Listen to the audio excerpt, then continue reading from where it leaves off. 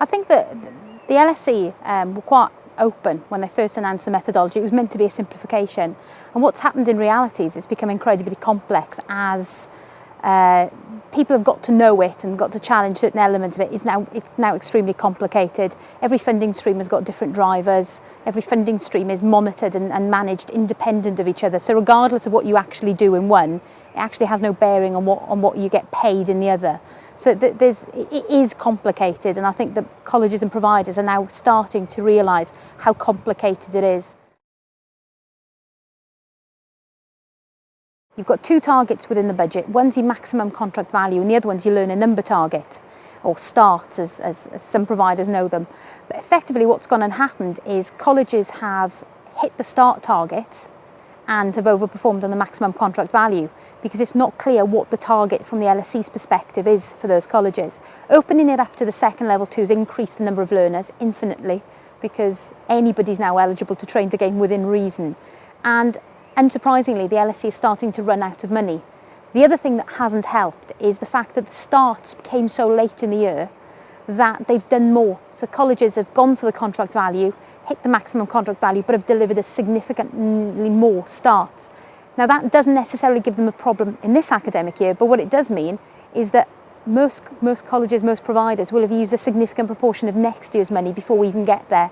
And my fear is that a number of them will have spent more than they're going to be allocated. So unless the LSE find more money on employer responsive, then I think the brakes are on for now because of some of the flexibilities that have been added.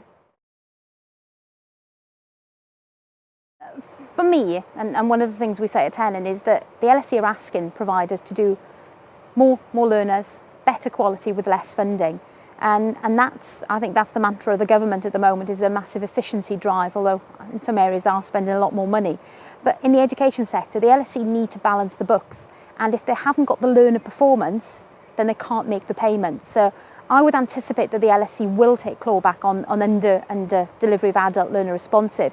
But I think they're in discussions with the department as to the extent of that clawback and other arrangements to support colleges that potentially could end up with significant financial reductions to their top line position, and how they support them through a significant cost base that they can't get themselves out of. I think the first one is about staff utilisation. It's the biggest resource within the college, and for me it's probably the worst monitored resource. You know, they can tell you how much they spend in terms of overseas travel, they can tell you how much they spend on mileage, they know what they've paid the principal in terms of pension contributions, and those numbers are insignificant when you compare it to the 60 or 70% they tend to spend on staffing.